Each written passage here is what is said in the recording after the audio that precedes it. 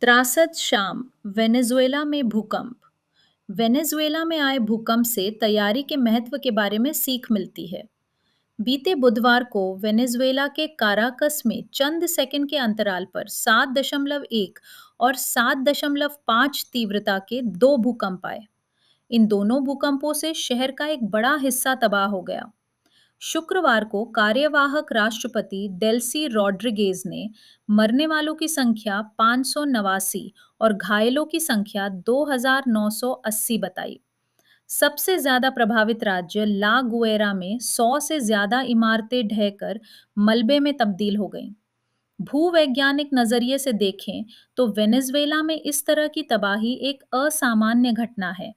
ये देश उस जगह पर बसा है जहां दक्षिण अमेरिकी और कैरिबियन प्लेटें एक दूसरे के साथ रगड़ खाती हैं। यहाँ प्लेटों की सीमा ऊपर की ओर उठने के बजाय अगल-बगल खिसकती है, जो प्रशांत क्षेत्र के रिंग ऑफ फायर में अक्सर आने वाले भूकंपों से अलग तरह की स्थिति है। यहाँ पीढ़ियों तक तनाव चुपचाप जमा होता रहता है और फिर किसी एक ही दिन धरती अपना हिसाब किताब बराबर कर देती है।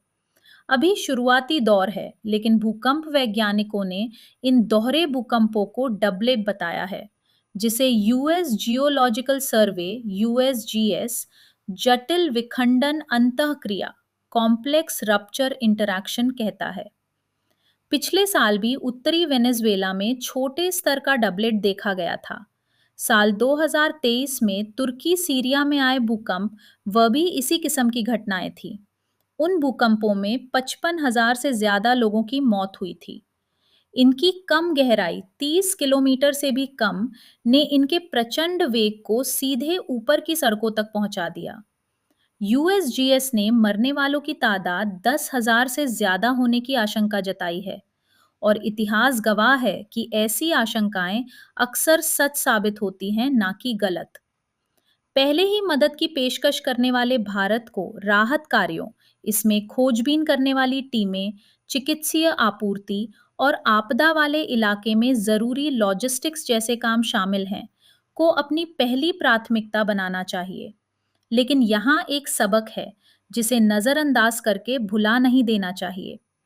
इस साल ब्यूरो ऑफ इंडियन स्टैंडर्ड्स ने एक दशक पहले करवाए गए उस काम को वापस ले लिया, जिसमें ये पाया गया था कि हिमालय के इलाके में भूकंप के खतरे का अंदाजा बहुत कम लगाया गया है। इस बदलाव के कारण सबसे ज्यादा खतरे वाले जोन में डिजाइन फोर्स लगभग दोगुनी हो गई और उस नक्शे में एक छठा जोन भी जुड़ गया, जिसमें पहले सिर्फ 5 जोन ही थे। कैबिनेट सचिवालय के एक आदेश में चेतावनी दी गई थी कि इन मानकों की चल रही बुनियादी ढांचे की परियोजनाओं, जिनमें मेट्रो परियोजनाएं भी शामिल हैं, पर काफी असर पड़ा है। इसके बाद इस योजना को रोक दिया गया था। भारत के जोन 5 में अभी भी 0.36 जी के हिसाब से डिजाइन तैयार किया जाता है, जहां जी ये मापता है कि जमीन कितनी हिल सकती है। पाकिस्तान और नेपाल, जो एक ही टकराव वाले मोर्चे पर हैं, लगभग 0.75 जी का अनुमान लगाते हैं, जबकि अमेरिका और जापान पूरे जी या उससे ज्यादा का अनुमान लगाते हैं। लगभग 79% भारतीय मध्यम से लेकर गंभीर भूकंपीय खतरे वाले इलाकों में रहते हैं और भूकंप से होने वाली 95% मौतें 1 से 3 मंजिला घरों में होती हैं, जिन तक कोई भी निर्माण संबंधी नियम कभी नहीं पहुंचता। वेनेजुएला उस छिपे हुए खतरे का संकेत है जो मौजूद है। भविष्य में भी अनिश्चितता को दूर करने के लिए भविष्यवाणी का विज्ञान ही उम्मीद की किरण बना रहेगा। हम बस ऐसी संरचनाएं बना सकते हैं जो वहां रहने वालों को सुरक्षित रखें। पृथ्वी अपनी गति से चलती है। हमारे पास बस एक ही विकल्प है कि हम इसके लिए तैयार रहें या नहीं।